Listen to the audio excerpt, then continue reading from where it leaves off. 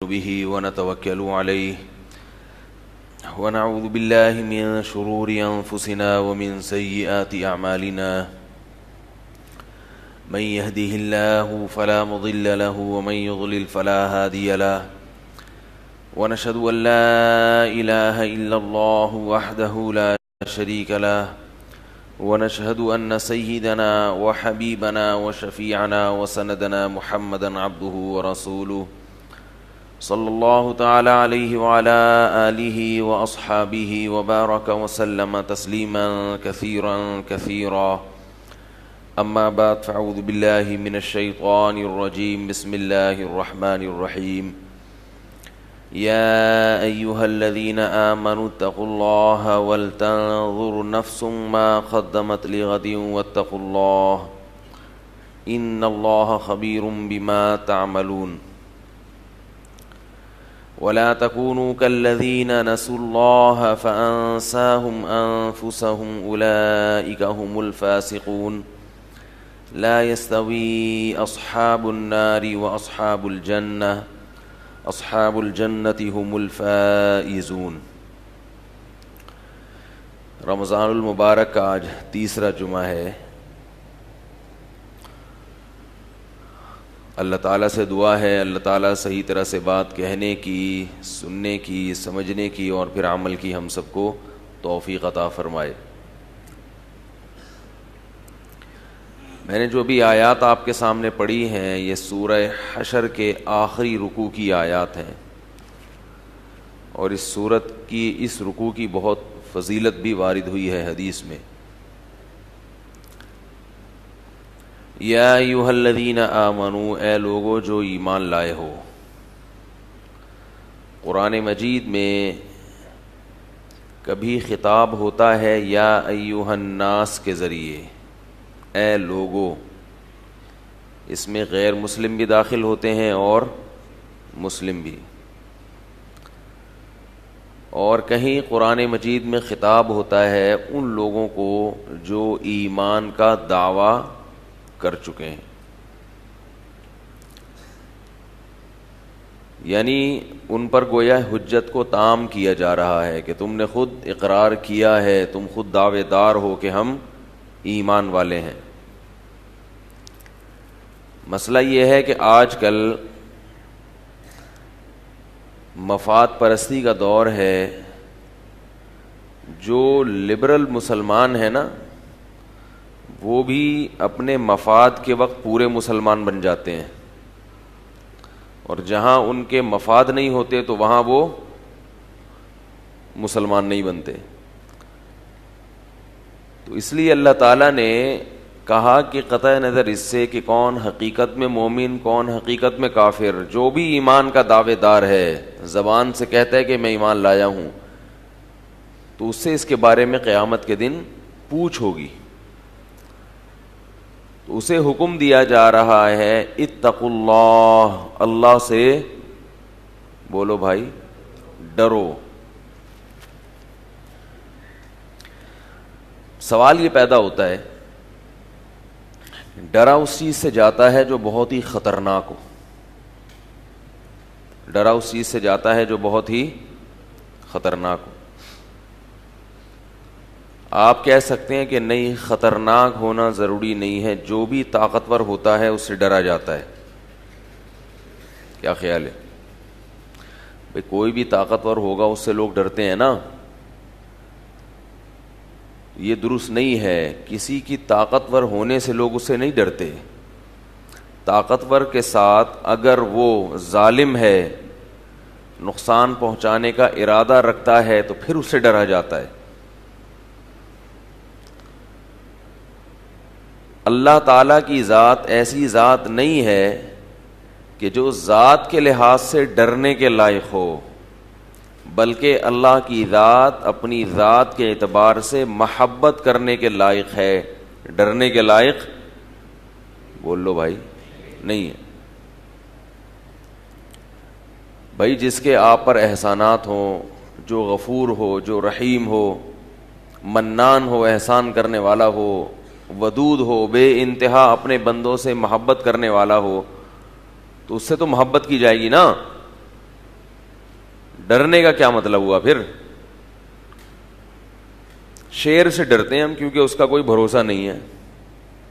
وہ یہ نہیں دیکھتا کہ یہ بندہ اس لائق ہے کہ اس کو کھایا جائے یا نہیں کھایا جائے. بس وہ ہر وہ چیز جو اس کا نوالا بن سکتی ہے وہ اس کو نوالا بنا لے گا. تو اس سے ڈرتے ہیں لوگ.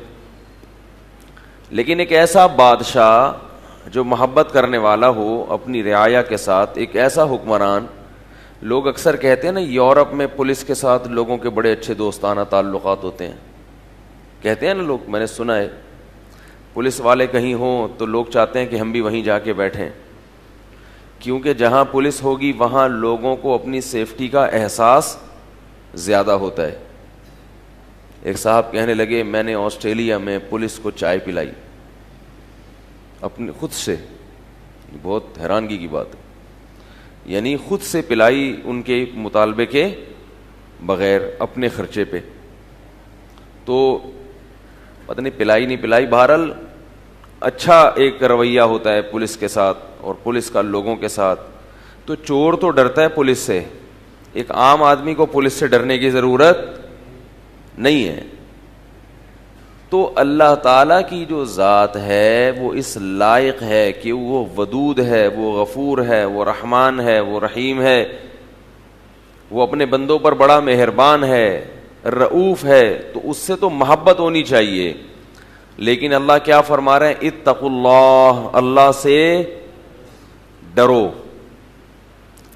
تو اصل میں اللہ سے ڈرنے کا مطلب اللہ سے ڈرنا نہیں ہے, بلکہ اللہ کی نافرمانی سے ڈرنا ہے.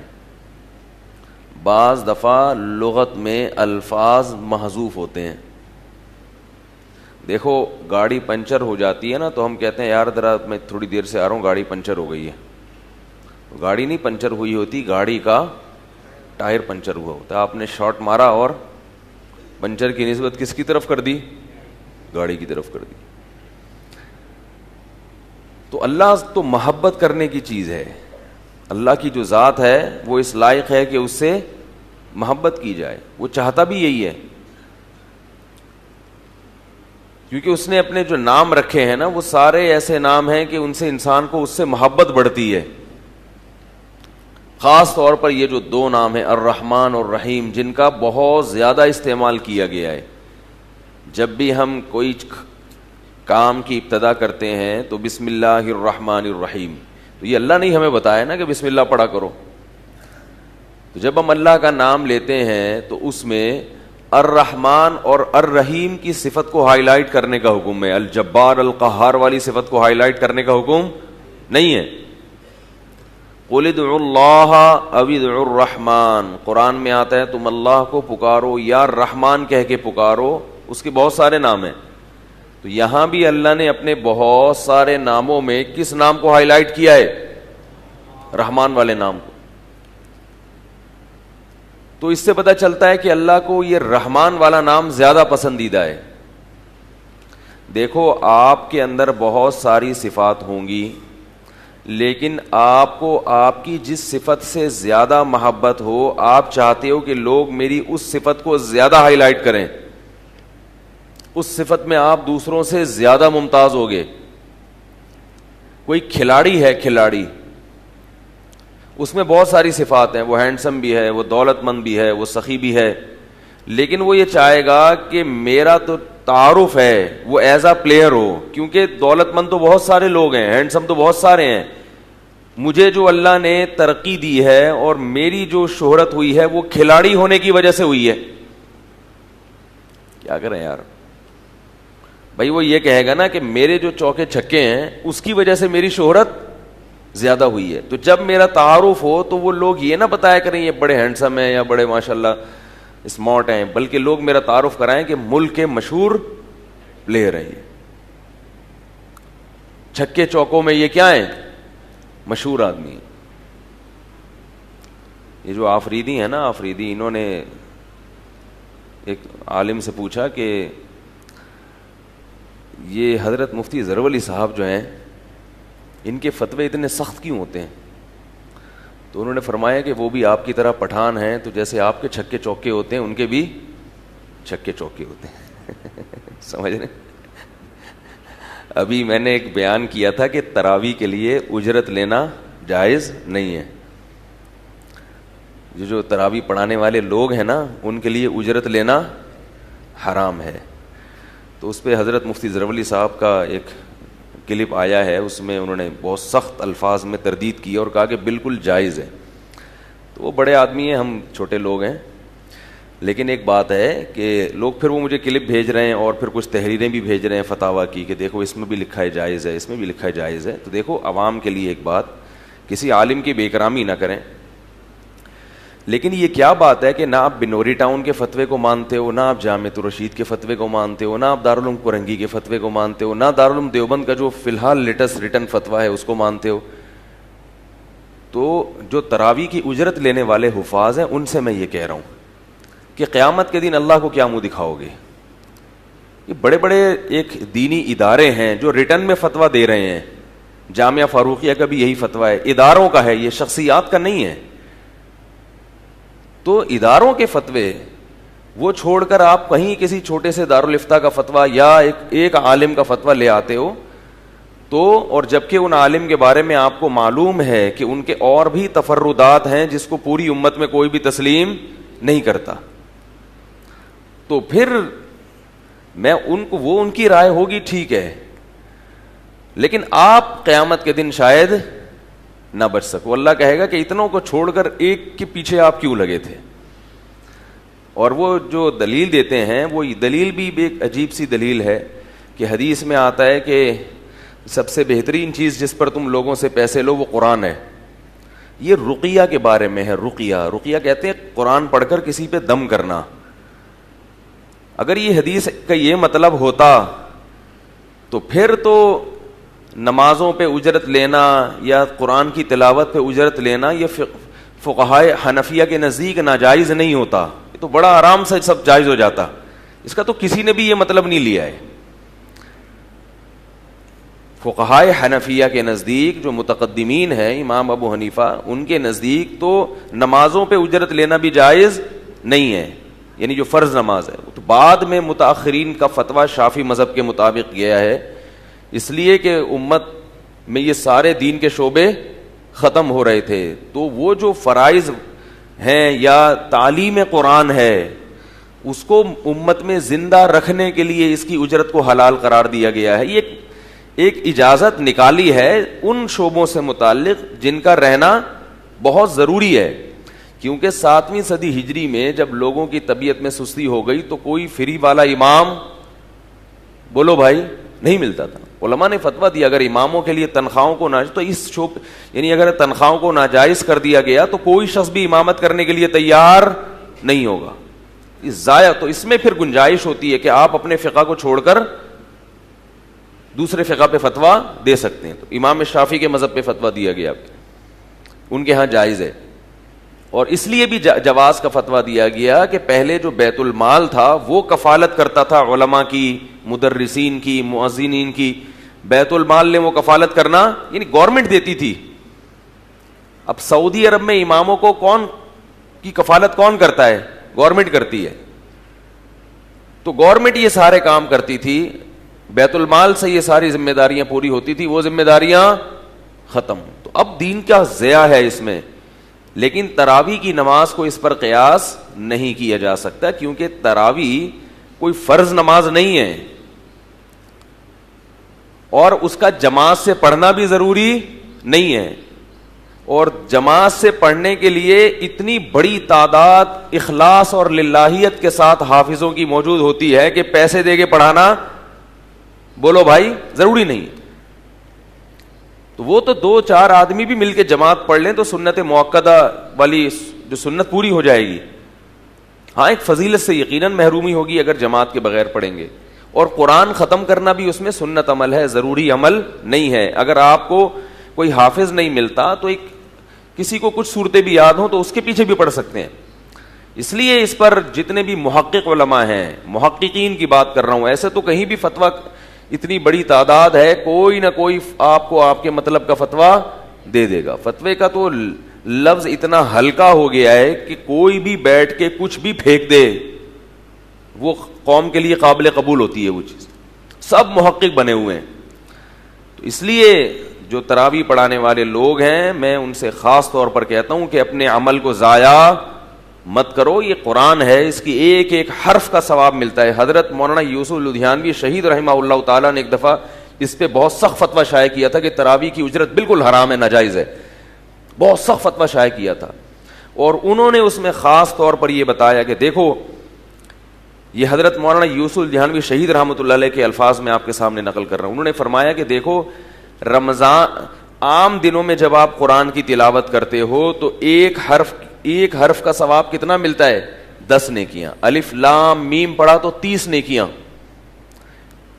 عام حالات میں. رمضان میں پڑھو گے تو یہ ثواب اور زیادہ, بولو بھائی, بڑھ جائے گا اور زیادہ. اس کو ایک روایت ہے اگرچہ ضعیف ہے کہ 70 گنا بڑھ جاتا ہے. تو اللہ کی رحمت سے کوئی بعید نہیں ہے, اگر 70 گنا بڑھ جائے تو 30 کو 70 سے ضرب دیں آپ. پھر نماز میں تلاوت کا ثواب اور زیادہ, بولو بھائی, بڑھ جاتا ہے.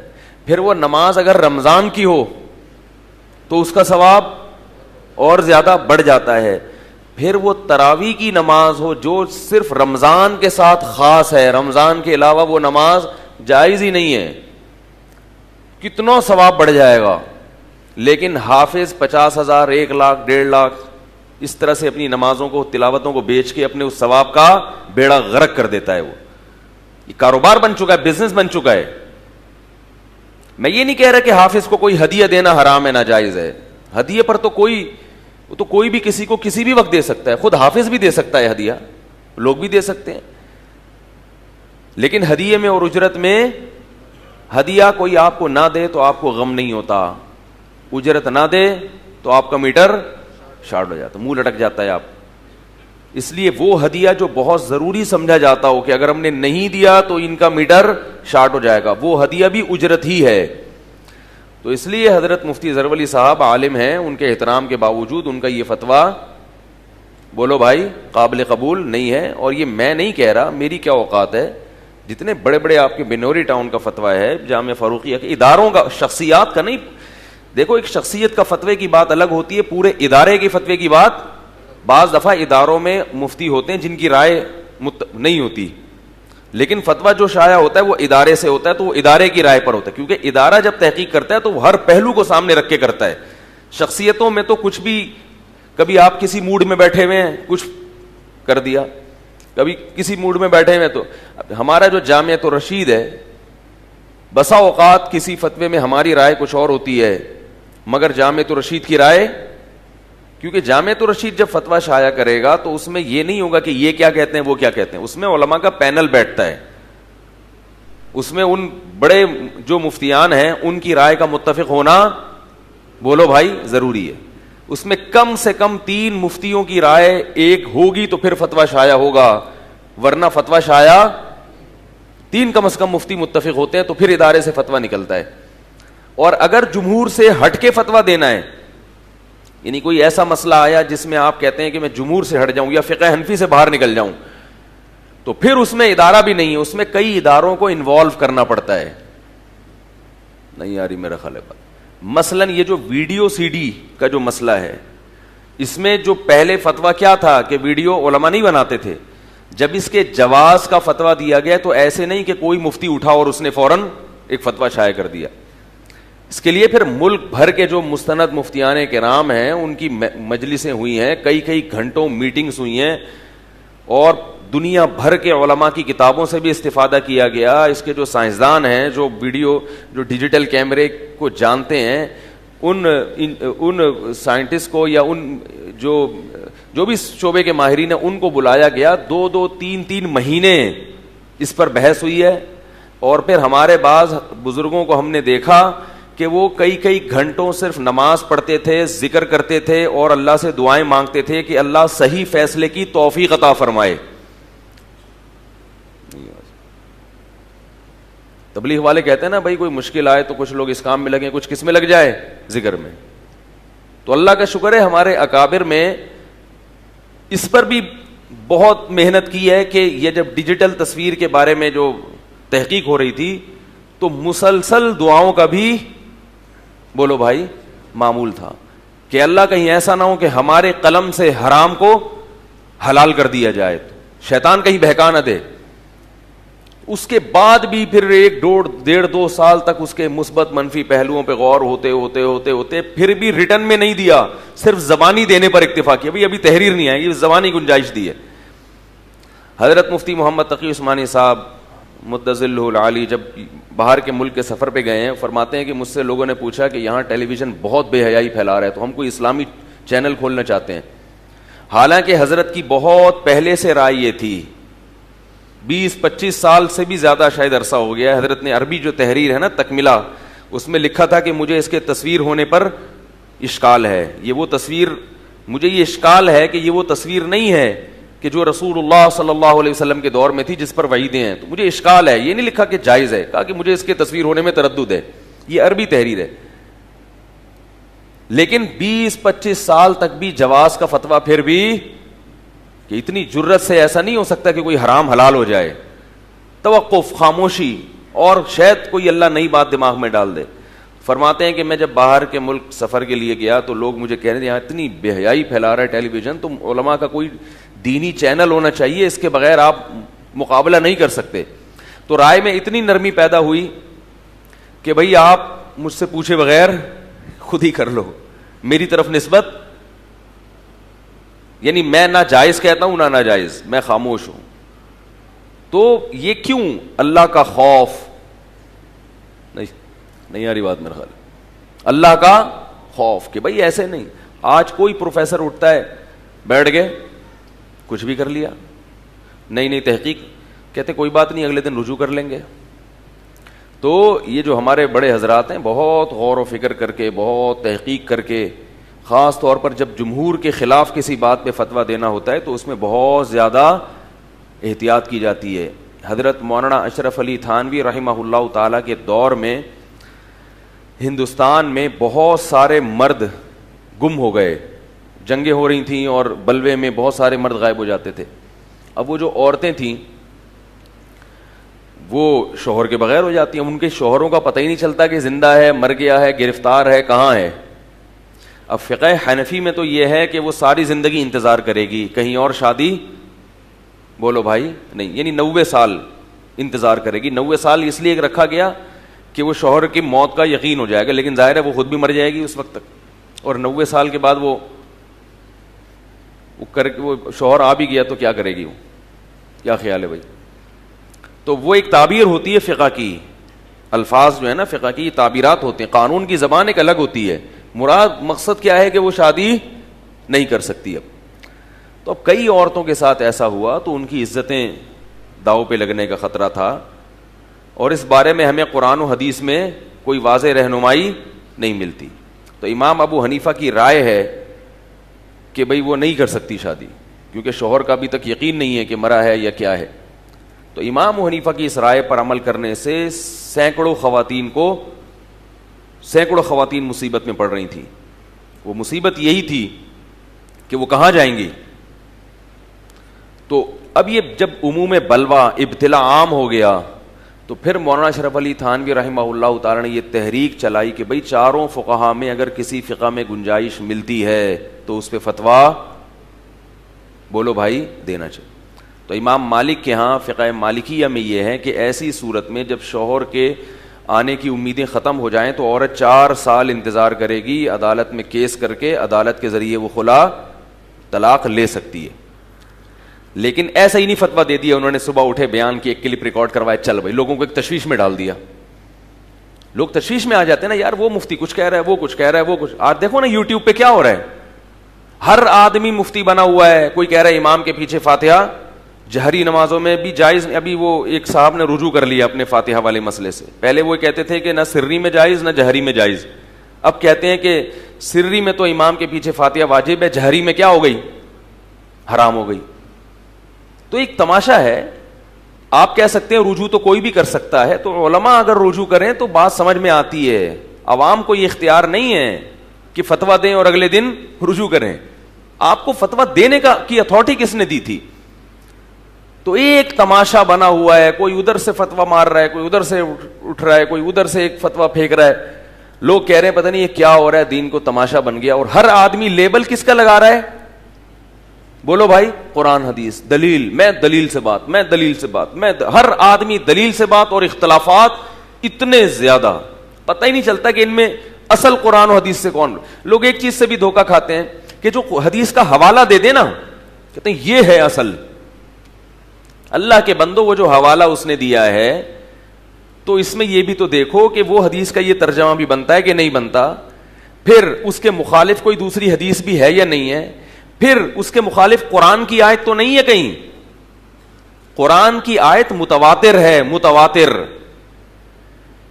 اور حدیث قرآن کی طرح متواتر نہیں ہے. اس لیے بہت سے فقہا کا مذہب یہ ہے کہ قرآن کی آیت کے مقابلے میں اگر کوئی حدیث آئے گی تو وہ حدیث کو ترک کر دیتے ہیں. یہ باقاعدہ فقہ کا ایک اصول ہے. لیکن وہ حدیث کے حوالے کیا ہو رہے ہیں؟ کوڈ ہو رہے ہیں. تو عجیب ایک تماشا بنا ہوا. ایک مثال دیتا ہوں میں اس کی. رسول اللہ صلی اللہ علیہ وسلم نے ایک صحابیہ سے فرمایا, صحیح بخاری اور صحیح مسلم کی حدیث ہے, متفق علیہ صحیح حدیث ہے, ان کے شوہر نے ان کو 3 طلاقیں دی تھیں, تو آپ صلی اللہ علیہ وسلم نے ان کو فرمایا کہ نہ تو نفقہ ملے گا تمہیں, یعنی شوہر کی طرف سے خرچہ بھی نہیں ملے گا, اور شوہر کے گھر میں رہائش بھی نہیں ہوگی.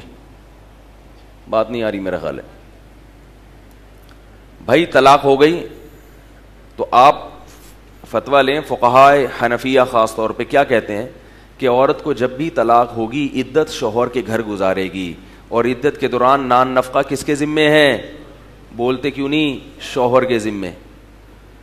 اب کوئی بھی کلپ بنا سکتا ہے کہ بخاری کی حدیث ہے, مسلم کی حدیث ہے کہ آپ صلی اللہ علیہ وسلم نے ان صحابیہ سے فرمایا, ان کا نام بھی فاطمہ تھا, وہ فاطمہ نہیں جو نبی کی بیٹی ہیں, دوسری فاطمہ تھی, کہ تمہیں نہ شوہر کی طرف سے نفقہ ملے گا اور نہ, بولو بھائی, خرچہ. پھر دوسری حدیث میں آتا ہے, چلو اس میں تو ہم یہ تعویل کر سکتے ہیں کہ یہ ان کے ساتھ خاص ہو, لیکن دوسری حدیث میں آتا ہے کہ نبی صلی اللہ علیہ وسلم نے فرمایا کہ 3 طلاقوں والی عورت کے لیے نہ تو نان نفقہ ہے اور نہ سکنا, یعنی رہائش بھی نہیں ہے. یہ تو ایک گویا لا بیان کر دیا. لیکن امام ابو حنیفہ رحمہ اللہ تعالی کا مذہب اس حدیث کے بظاہر خلاف ہے. وہ کیا ہے کہ 3 طلاقیں ہوں یا 1 ہوں یا 2 ہوں, عورت عدت بھی شوہر کے گھر گزارے گی, اور اس دوران اس کو نان نفقہ بھی شوہر دے گا. اور پاکستان کا لا بھی یہی ہے کہ عدت کے دوران عورت کا خرچہ کس کے ذمے ہے؟ شوہر کے ذمے. کیونکہ انگریز جب بر صغیر میں آیا نا, اس نے اسلامی قوانین کو چھیڑا نہیں تھا جو آئلی قوانین ہیں. تو اس وقت بر صغیر میں فقہ حنفی نافذ تھا. 1000 سال سے, وہ جب سے ہندوستان فتح ہوا ہے نا, بر صغیر میں فقہ حنفی ہی آیا ہے, کیونکہ حنفیوں نے ہی فتح کیا تھا اس کو. کوئی اور قانون لا کے طور پر کبھی بھی بر صغیر کی عدالت میں نافذ ہوا ہی نہیں ہے. تو انگریز نے آ کے اس کو برقرار رکھا. انگریز نے یہ حکومت بھی حناف سے ہی چھینی تھی. میں اس لیے کہہ رہا ہوں کہ ہم لوگوں نے اہل سنت سے خارج کر دیا ہے. تو ہم اہل سنت سے اگر خارج ہیں تو بر صغیر میں تو اسلام لانے والے ہم لوگ ہیں بھائی. آج جو بھی بر صغیر میں کلمہ پڑھنے والا ہے وہ ہمارے باپ دادا کی محنتوں کا نتیجہ ہے, چاہے وہ کسی بھی مسلک سے ہو. تو میں احترام کرتا ہوں دوسرے مسلکوں کا, لیکن ہمیں بھی انسان سمجھو, ہمیں بھی کیا سمجھو, اپنے سے بہتر نہیں سمجھتے تو کم از کم اپنے سے کم تر مت سمجھو. اتنی مغلظات یوٹیوب پہ سننے کو ملتی ہیں. اور یہ جتنے مجاہدین تابڑ توڑ حملے کرتے رہے, محمود غزنوی, ٹیپو سلطان, یہ سارے فقہ حنفی سے تعلق رکھتے تھے بھائی, جو انگریز کے خلاف لڑتے رہے. تو یہ آپ کے اور ہم سب کے محسن ہیں. ان کو مشرک کہہ دیا مقلد ہونے کی وجہ سے. یہ گمراہ تھے, یہ قرآن و حدیث کو نہیں مانتے تھے. کیسی باتیں کر رہے ہو بھائی. تو انگریز نے اس قانون کو نہیں چھیڑا, تو وہی قانون اب تک چلا آ رہا ہے کہ طلاق کے بعد عورت کو, بولو نا یار, خرچہ کون اٹھائے گا عدت کے دوران؟ شوہر. وہ الگ بات ہے اٹھا نہیں رہے, کیونکہ اللہ اس کے رسول کی تعلیمات کو آج کے مسلمان نے پس پش ڈال دی ہے. تو سوال پیدا ہوتا ہے, بخاری اور مسلم کی بالکل صحیح حدیث ہے جس میں آتا ہے کہ 3 طلاقوں والی عورت کو نہیں ملے گا. تو بات یہ ہے کہ قرآن میں اللہ تعالیٰ نے طلاق یافتہ عورت کو حکم دیا ہے کہ وہ شوہر کے گھر سے بھی نہیں نکل سکتی, اور قرآن نے یہ بھی حکم دیا اسکنوہن من حیث سکنتم من وجدکم, کہ ان کو رہائش دینا بھی کس کی ذمہ داری ہے؟ شوہر کی. تو یہ حدیث قرآن مجید کی اس آیت کے بولتے کیوں نہیں خلاف جا رہی ہے. تو اب اس کے خلاف ہونے کی وجہ سے اس حدیث میں فقہا نے تعویل کی ہے, حنفی فقہا نے. وہ کیا تعویل کی ہے کہ یہ حضرت فاطمہ کی خصوصیت ہے. ہوا یہ ہے کہ حضرت فاطمہ کو نبی نے حکم دیا تھا, کیونکہ وہ قرآن میں یہ بھی آتا ہے الا ان یاتینا بفاحشۃ مبینہ, عورت کے یہ دو حق اس وقت اس سے لیے جا سکتے ہیں کہ جب وہ فاحشہ مبینہ کا ارتکاب کرے, کھلی بے حیائی کا. تو کھلی بے حیائی میں زنا بھی داخل ہے, اور کھلی بے حیائی میں زبان درازی بھی داخل ہے. تو علماء یہ کہتے ہیں کہ حضرت فاطمہ عین وہ فاطمہ جی جو نبی کی بیٹی ہیں, ورنہ کلپ بن جائے گا. ایک صاحب نے ایسا ہی کیا, مولانا خلیل احمد سہارنپوری نے کہیں لکھا ہے کہ فاطمہ زبان دراز تھیں, تو ایک مسلک پرس نے ان کا یہ عبارت لے کے نیٹ پہ ڈال دی, کہا کہ دیکھو نبی کی بیٹی کو کیا کہا ہے, زبان دراز کہا ہے. تو مجھے کسی نے دکھایا کہ آپ کے اکابر تو ایسے گستاخ ہیں. مجھے جیسے میں نے کہا بھائی میرا فوراً ذہن چلا گیا کہ وہ گستاخی والا مسئلہ تو فقہا وہاں بیان کرتے ہیں, یعنی بد زبان ہونے والا مسئلہ نا, کہ ان کو نان نفقہ نہیں ملا تھا. تو میں نے کہا یہ وہ فاطمہ نہیں ہے بھائی, یہ تو فقہ کا مسئلہ ہے. تو فوراً مجھے دیکھ کے یاد آ گیا الحمدللہ, ورنہ ہم پھر گھنٹوں بیٹھ کے کتابیں تلاش کرتے رہتے تو وقت ضائع ہوتا ہے, برباد. تو ان کا تو کام یہی ہے کہ فلاں گستاخ فلاں گستاخ فلاں گستاخ. اب آپ بیٹھ کے کتابیں تلاش کر کے ان کو, اس میں ایک حضرت مولانا سرفراز خان صفدر صاحب کی کتاب ہے عبارات اکابر, وہ پڑھ لیا کریں. جب بھی کوئی یوٹیوب پہ کلپ دیکھے نا گستاخی, تو مولانا سرفراز خان صفدر جیسا محقق اس دور کا جو ابھی ماضی قریب میں نے اس اپنی زندگی میں نہیں دیکھا. یہ بہت زبردست خاندانی تحقیقات ہوتی ہیں ان کی, ایسی تحقیق کرتے ہیں نا کہ تحقیق کا حق ادا کر دیتے ہیں. تو اس لیے آپ کو اگر یہ اختلافی مسائل میں پڑھنے کا شوق ہے تو حضرت مولانا سرفراز خان صفدر صاحب کی کتابیں پڑھیں, طبیعت آپ کی کیا ہو جائے گی. ایسی خاندانی تحقیق ہوتی ہے نا ان کی. ایک ایک صفحہ جب وہ لکھتے ہیں تو اس ایک صفحے سے اندازہ ہوتا ہے کہ اس ایک صفحے کو لکھنے میں کئی ہفتے لگے ہوں گے, کئی ہفتے, کیونکہ اس میں جو حوالے ہوتے ہیں کتابوں کے, اور وہ کمپیوٹرائز دور نہیں تھا جب انہوں نے یہ تحقیقات لکھی ہیں کہ گوگل پہ ڈالو سب نکال دیا. وہ ایسے لکھتے تھے کہ ان کو پتا چلا کہ ایک کتاب ترکی کے عجائب گھر میں ہے, بائی ایئر ٹکٹ کرا کے کسی کو بھیجا کہ وہ ترکی کے عجائب گھر سے اصل کتاب دیکھو اور وہاں سے وہ حوالہ مجھے پڑھ کے سناؤ, پھر اپنی کتاب میں لکھا اس کو. تو ایسے ہی ان کی تحریریں ہوتی ہیں. تو میں یہ کر رہا تھا کہ حضرت فاطمہ کی کیا تھی یہ خصوصیت. اس کی دلیل یہ تھی کہ ان کے بارے میں بعض روایات میں آتا ہے کہ وہ بد کلام تھی, یعنی شوہر کے ساتھ بہت زیادہ بدتمیزی کیا کرتی تھیں. تو اس کی وجہ سے نبی صلی اللہ علیہ وسلم نے ان کو وہاں رہنے کی اجازت نہیں دی. اور ایک اور وجہ بھی بعض لوگوں نے بیان کی ہے کہ ان کے گھر میں جوان دیور موجود تھے, تو بے پردگی کا بہت سخت خطرہ تھا. تو کچھ بھی وجہ ہوگی, کیونکہ اس کے بہت سارے امکانات اور احتمالات موجود ہیں. تو ان احتمالات کی وجہ سے کسی ایک جزوی واقعے کو قانون نہیں بنایا جا سکتا, اس میں تعویل کی جائے گی. سمجھ رہے ہو بات کو؟ اس وجہ سے رہا یہ مسئلہ کہ نبی نے تو یہ لا بیان کیا ہے. ایک صحابی تو بتاتے ہیں کہ نبی نے یہ قانون بیان کیا کہ طلاق یافتہ عورت کو نان نفقہ اور سگنا نہیں ملے گا. تو اصل میں حدیث میں حضرت فاطمہ کے لیے بیان کیا گیا, بعد میں کسی راوی نے اس کو قانون کے طور پر بیان کر دیا, یعنی بات کیونکہ اس کے بھی راوی وہی ہیں. تو بعد میں کسی نے کیا کیا ہے کہ انہوں نے اپنی فہم کے مطابق, نبی نے تو حضرت فاطمہ کے لیے فرمایا تھا لیکن وہ یہ سمجھے کہ یہ قاعدہ کلیہ ہے, لہذا ایز اے لا انہوں نے یہ بیان کر دیا کہ جو بھی طلاق یافتہ عورت ہے اس کو یعنی نہ نان نفقہ ملے گا اور نہ رہائش ملے گی. یہی وجہ ہے کہ حضرت عمر رضی اللہ تعالیٰ عنہ کا جو دور تھا, ممکن ہے اس میں میرے خلاف کوئی کلپ آ جائے کہ بخاری کی حدیث کا انکار کر رہا ہے, مسلم کی حدیث کا انکار کر رہا ہے, دیکھو یہ اپنے مسلک کو سیدھا کرنے کے لیے حدیثوں کو توڑ موڑ دیتے ہیں. حدیثوں کو نہیں, ہم قرآن کو اپنے حال پہ رکھ رہے ہیں اور حدیث میں کیا کر رہے ہیں, تعویل کر رہے ہیں, کیونکہ یہ تعویل کا امکان حدیث میں موجود ہے. تو اب میرے خلاف کلپ آنے سے پہلے میں ایک بیان یہ دے دیتا ہوں کہ پھر یہ کلپ حضرت عمر اور حضرت عائشہ کے خلاف بھی بناؤ, کیونکہ یہ حدیث جب حضرت عمر کے سامنے آئی تھی تو حضرت عمر رضی اللہ تعالیٰ عنہ نے اپنے دور خلافت میں قانون بنایا کہ طلاق یافتہ عورت کو رہائش بھی ملے گی شوہر کے گھر میں, اور نان نفقہ بھی کون اٹھائے گا؟ شوہر. تو کسی نے یہ حدیث بیان کر دی, تو حضرت عمر رضی اللہ تعالیٰ عنہ نے فرمایا لا ندع کتاب اللہ و سنت نبینا بقول امرأۃ, ایک عورت کے کہنے پر ہم اللہ کی کتاب کو اور اپنے نبی کے طریقے کو, یعنی وہ جو متواتر طریقہ ان کے ذہن میں تھا, ہم اللہ کی کتاب کو ایک عورت کے کہنے پر بولو بھائی نہیں چھوڑ سکتے. لا ندری احافظت ام نسیت, ہمیں معلوم نہیں ہے کہ اس نے الفاظ کو پوری طرح یاد رکھا یا بھول گئیں. یعنی عین ممکن ہے نبی نے ان کے لیے کہا ہو اور انہوں نے ایک لا کے طور پر بیان کر دیا ہو, یہ ہمیں اتنا اطمینان نہیں ہے. تو کیا مطلب؟ حضرت عمر حدیث کا انکار نہیں کر رہے, ہم منکرین حدیث نہیں ہیں. حضرت عمر اس روایت کو پیچھے رکھ رہے ہیں جو قرآن کے بولو بھائی مقابلے میں ہے. یہی اعتدال کا راستہ ہے. منکرین حدیث کو مانتے ہی نہیں ہیں, وہ کہتے ہیں بس قرآن, اور جو کیا نام ہے اس کے برعکس ہے وہ کیا کہتے ہیں, وہ حدیث کو قرآن پر ترجیح دیتے ہیں. امام ابو حنیفہ کا جو مذہب ہے وہ اعتدال والا ہے. ہماری رائے میں وہ کیا ہے کہ قرآن پہلے ہے, حدیث کو اس کے بعد رکھا جائے گا. اس کی بہت ساری مثالیں ہیں, اور اس اصول کو نہ سمجھنے کی وجہ سے بہت سارے مسائل کھڑے ہوتے ہیں.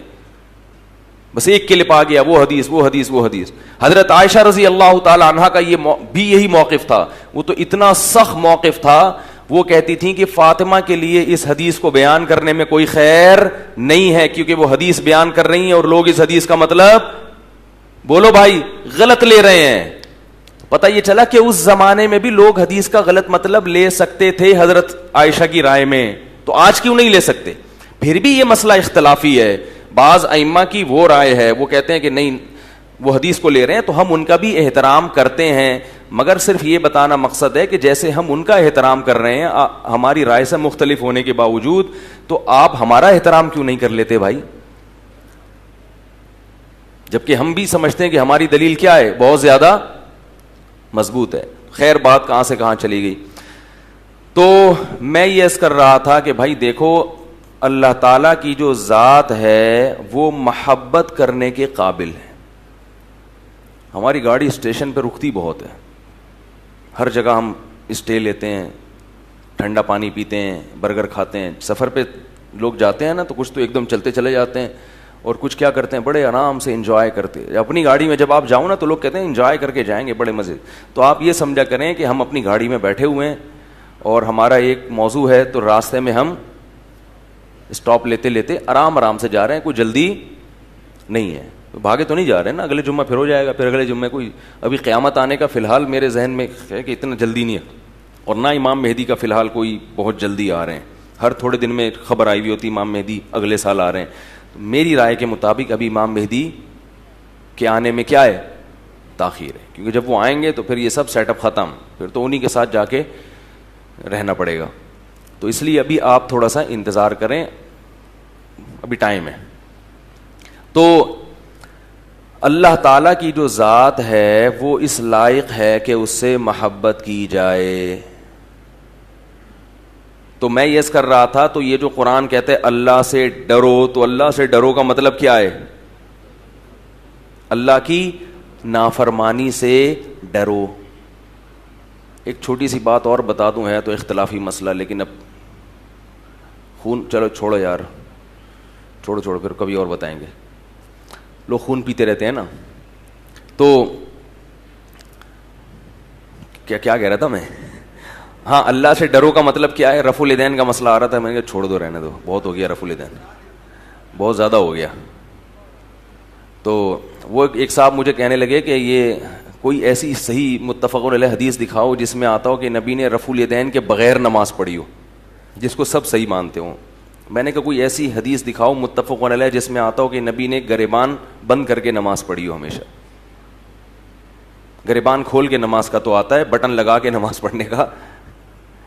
بھائی جو کام عام معمول سے ہٹ کے ہوتا ہے اس کو ہائی لائٹ کیا جاتا ہے, کرنے کی چیزوں کو بیان کیا جاتا ہے, نہیں کرنے کی چیزوں کو بیان نہیں کیا جاتا.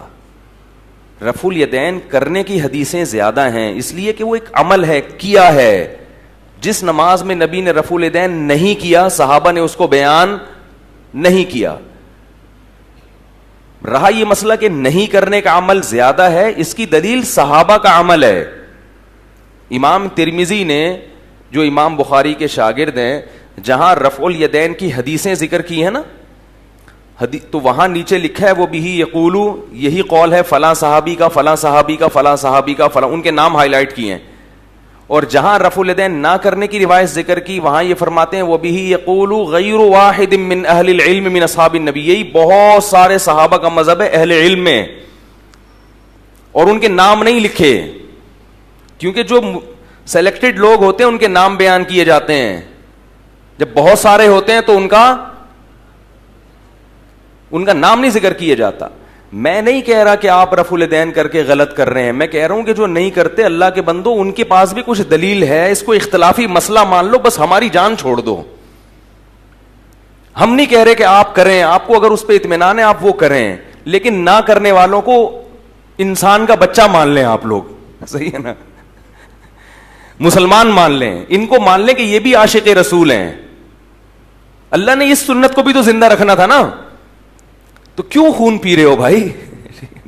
ہم جب آپ کا نہیں خون پی رہے, جو پی رہا ہے نا دیوبندیوں میں, تو وہ اس کو جا کے پھر آپ پکڑو. بعض دیوبندی ہیں وہ مناظر اور وہ رفع الیدین کا انکار کر دیتے ہیں, غلط کر رہے ہیں وہ, لیکن سارے تو ایسے نہیں ہیں نا بھائی. کسی ایک کو دیکھ کر آپ سب پہ فتویٰ تو نہیں لگا سکتے. تو اس لیے ہاں یہ اشکال ہوگا کہ امام ترمذی نے اس کی سند ذکر نہیں کی, تو جو مشہور چیزیں ہوتی ہیں ان کی سند ذکر نہیں کی جاتی. یہ ادنا طالب علم جو حدیث کا ہے وہ جانتا ہے کہ بہت سارے مذاہب کو نقل کیا گیا ہے بغیر سند کے, لیکن ان کی شہرت بہت ہے اور ان کو نقل کرنے والے بڑے مستند لوگ ہیں, اس کو مانا جاتا ہے.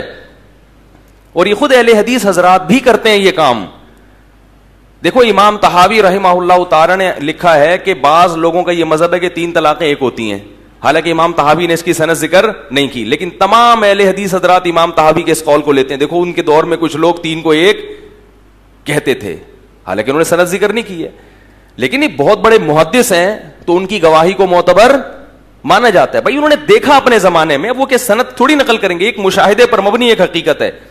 تو امام ترمذی بھی جانتے ہیں کہ یہ تواتر سے چلا آ رہا ہے صحابہ کے بارے میں, ان کے شاگردوں کے شاگرد جو نہیں کر رہے. پھر مصنف ابن ابی شیبہ کی روایت ہے خلفائے راشد حضرت ابو بکر اور عمر کے بارے میں, عبداللہ بن مسعود کی, کہ میں نے ان کے پیچھے نمازیں پڑھی, ان کو رفع الیدین کرنے والا نہیں پایا. خود عبداللہ بن مسعود کا جو اپنا تواتر سے عمل چلا آ رہا ہے سینہ بسینہ, وہ یہی ہے. ورنہ یہ بغیر رفع الیدین کے نماز کون سی صدی میں شروع ہوئی ہے, سوال یہ پیدا ہوتا ہے. ظاہر جب سے اسلام بر صغیر میں آیا ہے, برما میں, بر صغیر میں, افغانستان میں, تو جو اسلام آیا وہی چلتا چلا آ رہا ہے, وہی نماز چلتی چلی آ رہی ہے. ہاں اس میں بعد میں لوگوں نے بدعتیں ایجاد کی ہیں, وہ بدعتیں اور نوعیت کی ہیں. وہ نمازوں میں چینجنگ, جتنی رکعتیں تھیں اتنی ہی رکعتیں ہیں, جو طریقہ تھا وہی طریقہ. ہاں اس میں کچھ لوگوں نے اخپل طریقہ ڈال دیا, اسپیڈ بڑھا دی. ٹھیک ہے, ابھی کسی نے ایک ویڈیو بھیجی ہے, تراویح ہو رہی ہے,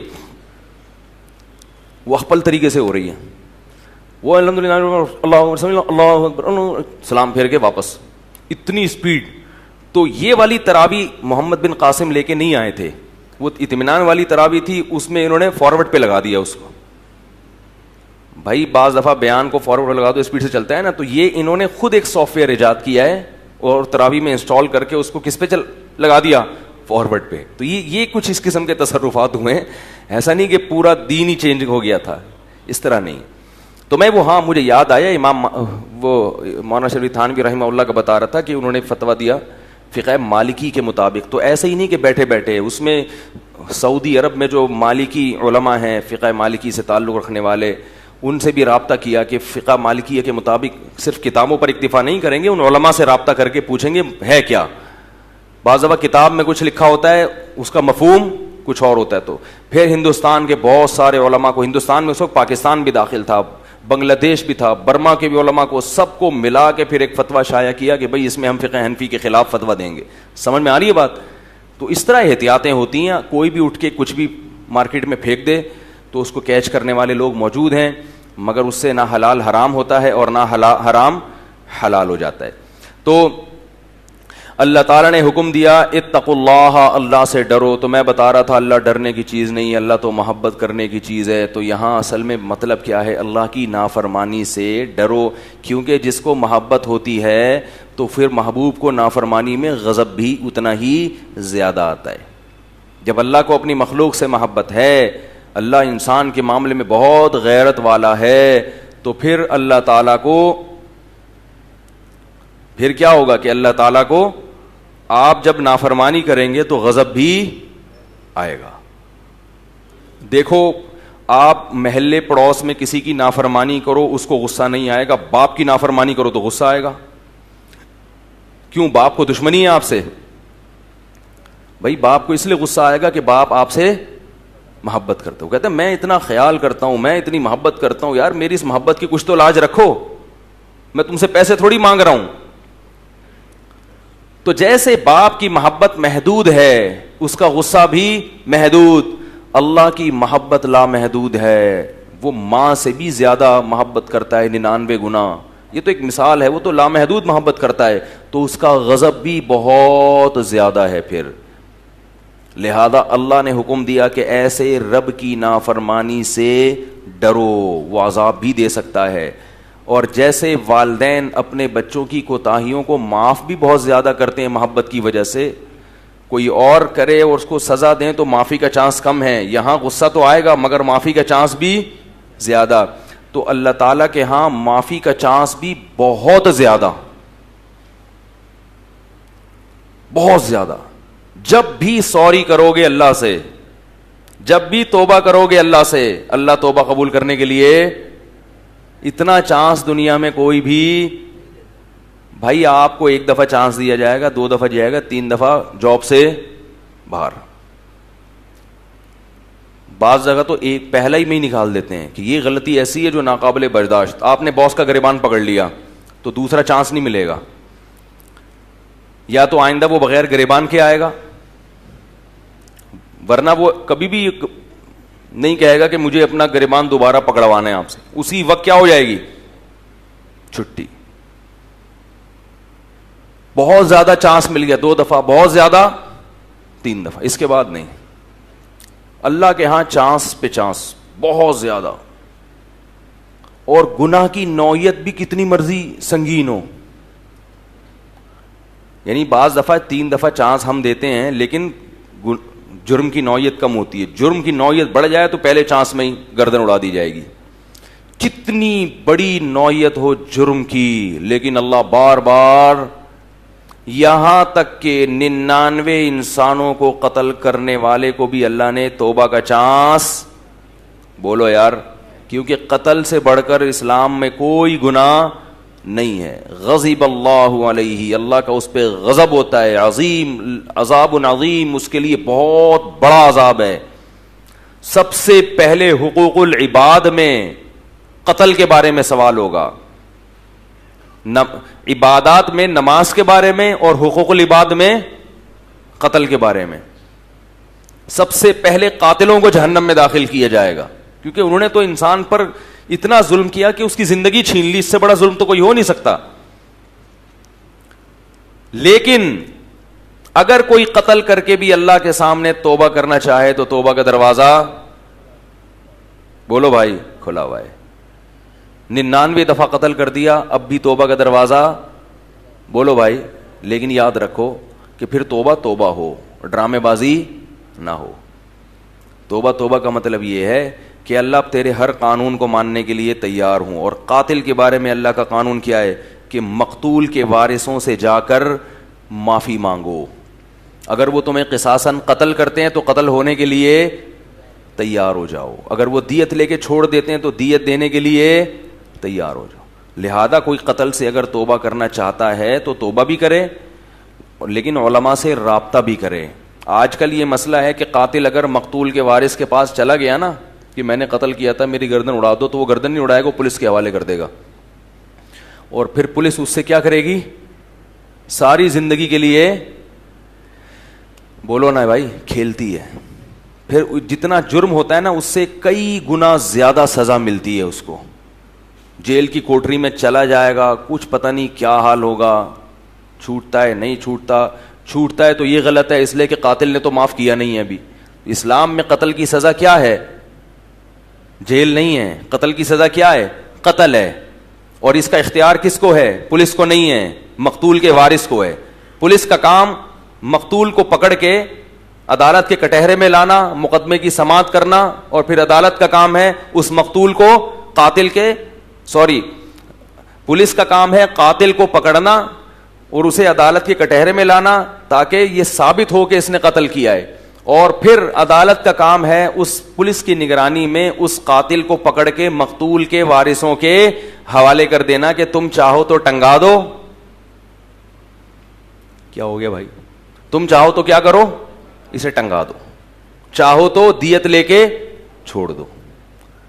ہمارے ہاں یہ چیز نہیں ہے, کچھ پتہ ہی نہیں چلتا. ایک عجیب سا سسٹم چل رہا ہے. وہ جب تک مقدمہ چل رہا ہے وہ 6 سال کی فری پھوکڑ کی جیل کاٹ رہا ہے. پھر اس کو اگر پھانسی بھی ہوتی ہے تو پھانسی, یہ 6 سال کی جیل کس کھاتے میں گئی بھائی؟ تو اس لیے اب اگر کسی نے قتل کیا ہے تو وہ توبہ کرنا چاہتا ہے تو وہ علماء سے رابطہ کرے کہ اب میرے لیے توبہ کا طریقہ کیا ہے. تو ہم اس کو ایک طریقہ بتائیں گے کہ زیادہ بکھیڑوں میں پڑے بغیر مقتول کے وارثوں سے معافی انشاءاللہ بولتے کیوں نہیں ہو جائے گی. علماء بہت سے کام کر سکتے ہیں. ایسے لوگ آئے ہیں ہمارے پاس جن سے قتل ہوا, توبہ کرنا چاہتے ہیں, کیا کریں؟ اب میں نے کہا بھائی مقتول کے وارث ہوں. انہوں نے کہا وارث تو پکڑ کے پولیس کے حوالے کر دے گا. تو پھر ہم نے کچھ کیا, ایسا سسٹم اختیار کیا کہ معاملہ سادگی سے کیا ہو گیا, حل ہو گیا. سمجھ رہے ہو کہ وہ گناہ کی تلافی بھی ہو گئی اور مقتول کے وارث بھی کیا ہو گئے. یاد رکھو اپنے مقدمات عدالت میں لے جانے سے پہلے بہتر ہے کسی کو حکم بنا کے فیصلہ کروا لیا کرو. کسی عالم کو, عالم کی بات اس لیے کر رہا ہوں کہ وہ شریعت جانتے ہیں, وہ جانتے ہیں کہ اصل ظلم کیا ہے اور انصاف کیا ہے. کسی عالم کو حکم بنا کے اسٹیمپ پیپر پہ لکھ کے دے دو کہ بھائی جو یہ فیصلہ کرے گا ہمیں منظور ہے, اور اس کی فیس بھی دیا کرو کچھ ان کو.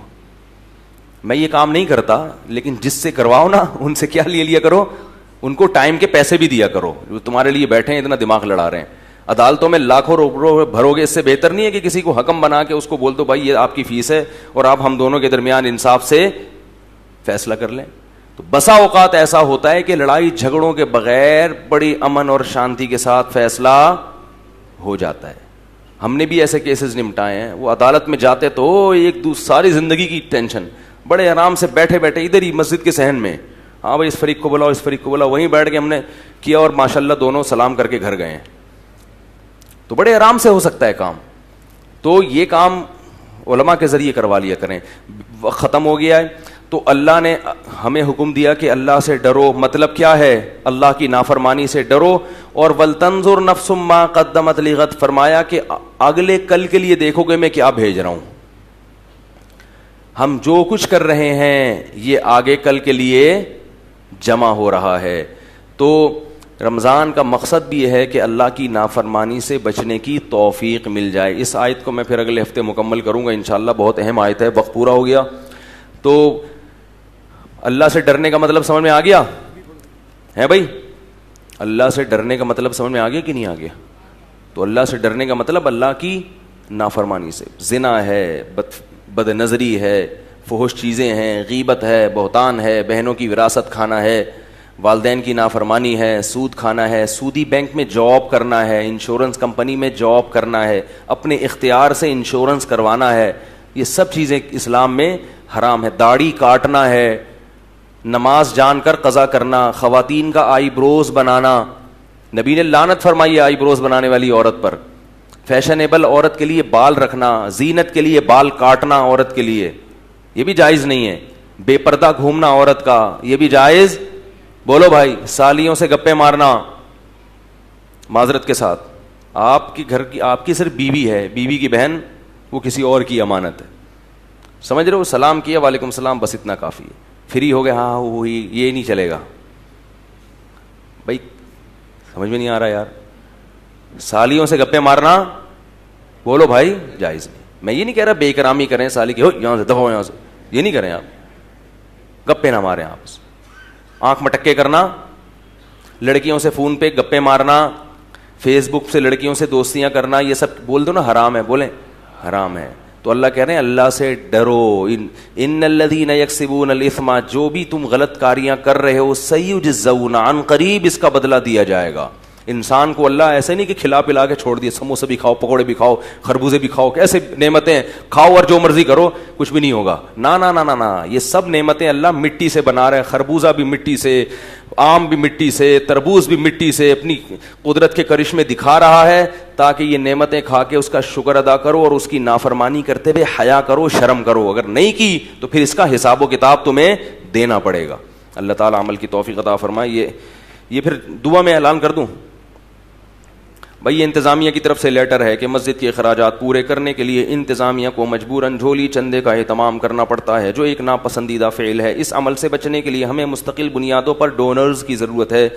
اس کے لیے تجویز کی گئی ہے کہ ماہانہ کی بنیاد پر ڈونرز حضرات آگے آئیں. کیونکہ چندے کا بیان ہے نا تو اچھا نہیں لگ رہا, تو اس میں تھوڑا سر لگا کے پڑھ رہا ہوں. چندے کی تقریر اچھی نہیں لگتی لوگوں کو, تو تھوڑا میں نہیں کر رہی, انتظامیہ نے لیٹر لکھا ہے. تو اس کے لیے تجویز کی گئی ہے کہ ماہانہ کی بنیاد پر ڈونرز آگے آئیں گے. ماہانہ 5,000 روپے والے, بھائی ابھی تو ہاتھ نہیں کھڑے کروانے نا, جو ماہانہ 5,000 روپے والے ہیں وہ بھائی ان سے, رفیع بھائی سے رابطہ کریں. 3,000 روپے والے بھی رابطہ کریں بھائی, 2,000, 1,000, 500, 300. ٹھیک ہے, 300 میں تو گٹکا کا پیکٹ بھی نہیں آتا یار پورے مہینے کا. تو وہ ڈونرز ماہانہ بیسس پر, یا جو جس قدر تعاون کرنا چاہے. کوئی ایسا نہیں ہے کہ 5,000 سے اگر آپ زیادہ دیں گے تو کمیٹی والے آپ کو دھتکار کے باہر نکال دیں گے. تو یہ ایک وضاحت ہو رہی ہے کہ اگر آپ اپنی خوشی سے زیادہ بھی دینا چاہیں تو وہ مستقل بنیادوں پر ممبرشپ حاصل کرنے کے لیے دفتر سے رابطہ کریں. مستقل بنیاد, جب تک امام مہدی نہیں آ جاتے. بھائی جب یہ تو رکھنا ہے نا سیٹ اپ سارا, گورنمنٹ تھوڑی دیتی ہے مسجدوں کو, کتنا خرچہ ہو رہا ہے. تو جب تک امام مہدی نہیں آ جاتے اس وقت تک جو حضرات بھی ماہانہ 5,000, ماہانہ 5 لاکھ یا 10 لاکھ یا جو بھی دینا چاہیں, ٹھیک ہے, تو انتظامیہ سے رابطہ کریں. اگر ہمیں اخراجات کی مد میں مطلوبہ آمدنی ہو گئی تو پھر جھولی چندے کا سیٹ اپ ختم کر دیا جائے گا. اگر یہ ہمیں دیکھا کہ بھئی یہ ہو گیا, یہ وہ کہہ رہے ہیں. اس طرح ہمیں ڈسپلن قائم رکھنے کے لیے بھی رضاکاروں کی ضرورت ہے جو پارکنگ اور صف بندی وغیرہ میں تعاون کر سکیں. باہر بیان میں رش بہت ہوتا ہے, گاڑیاں لگی ہوئی ہوتی ہیں, موٹر سائیکلیں ہوتی ہیں, تو وہ ٹریفک کا بھی مسئلہ ہوتا ہے, محلے والے بھی پریشان ہوتے ہیں. تو ہمیں کچھ لڑکے چاہیے جو ذرا انتظامیہ کے ساتھ مل کے ان گاڑیوں کی پارکنگ کا کوئی نظام بنا دیں. کوئی بندہ آ رہا ہے گاڑی غلط پارک کر رہا ہے, اس کے بھائی ذرا وہاں کھڑی کر دو گاڑی, سمجھ رہے ہیں, یہ مطلب ہے اس کا. جو حضرات دلچسپی رکھتے ہوں وہ بھی دفتر میں رابطہ کریں. جو نوجوان دلچسپی رکھتے ہوں پارکنگ کے مسئلے کو حل کرنے میں, وہ بھی دفتر میں کیا کریں, رابطہ کریں. تو یہ تو مسجد کے لیے تھا. یہ پیسے آپ نے ڈائریکٹ مسجد والوں کو دینے ہیں. میرے پاس کالز آتی ہیں, ہم آپ کو بھیجنا چاہتے ہیں, پھر میرے لیے ٹائم نکالنا مشکل ہو جاتا ہے.